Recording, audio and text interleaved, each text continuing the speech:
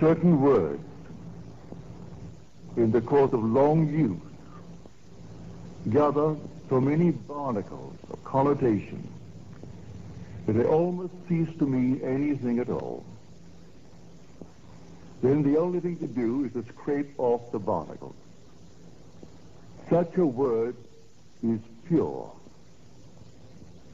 or pure in heart, for they shall see God.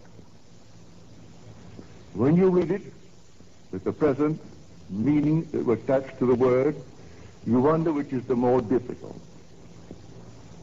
The condition imposed upon man to see God or seeing God. And that is not the meaning of the word pure. The Greek word katharos, translated pure, means clear, open, free, unlimited. It is used for a tract of land that had been cleared of trees, therefore free, unobstructed, and, well, unlimited. Blessed are they whose mental horizon has been so purged, so cleared of the trees of traditional wrong thinking, that they know that God is all and all is God. They are now free from the tyranny of second causes. You do not have to work upon yourself to become pure, to see God. In other words, a pure heart is the consequence, not the condition of seeing God. The moment you see God, your heart is purified of all secondary causes.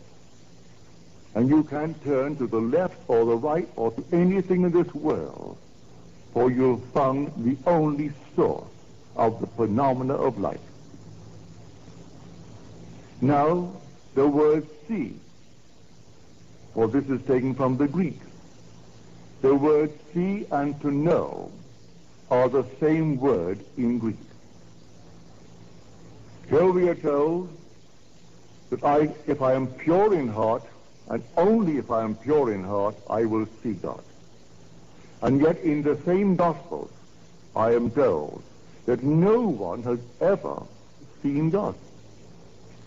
The only Son, who is in the bosom of the Father, he has made him known. Then I am told, no one knows the Son except the Father. And no one knows the Father except the Son, and anyone to whom the Son chooses to reveal him.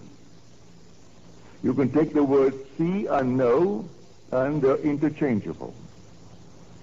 No one has ever seen God. No one knows God. But the Son, who is in the bosom of the Father, he has made him known. I can tell you the thrill and the shock in store for you when you are revealed as God. I could tell you from now to the ends of time, and I cannot persuade you to the point of real conviction. It takes the Son to convince you. And when the Son stands before you, everything is done. At that moment, you for the first time know God. And you see him only by knowing him, because to see and to know are the same in Greek. Now you really know who God is when he stands before you, and even before he calls you Father. You have no doubt in your mind as to who he is and what you're looking at. You know your Son. At that very moment, you know God, and not before. You might have heard it, you might have read it, but you are not persuaded to the point of real inner conviction until you know it in this manner. So no one knows who the Son is except the Father. And no one knows who the Father is except the Son. And anyone to whom the Son chooses to reveal him. And if the Son sets you free, you are free indeed. And only the Son can set you free. And so when he comes, and he will come, let the whole vast world rise in opposition to what I'm telling you. It makes no difference to me whatsoever. I know, I've experienced it. And oh, what a thrill and what a shock when you go to bed perfectly normally as a simple man and have an experience of this nature, and suddenly you are startled. You, your simple little being that you are God. Well, you can't deny it.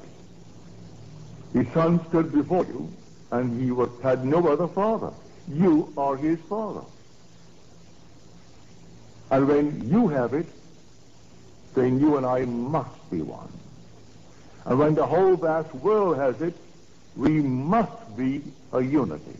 We must be that unity spoken of in Scripture as the Elohim. That compound unity, one made up of others. The whole vast world will know God. So that this seeing God, based upon the purity of heart, is not something that you set about to do.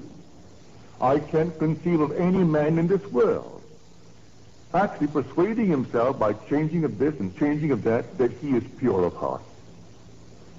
When he's living in the world of Caesar, where everything here dies and things are always in turmoil, that he would actually judge himself emotionally or in any other way mentally as pure, as he calls the word pure.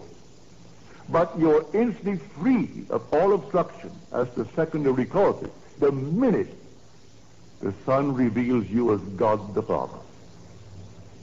So I say it is consequent. It is not the condition of seeing God.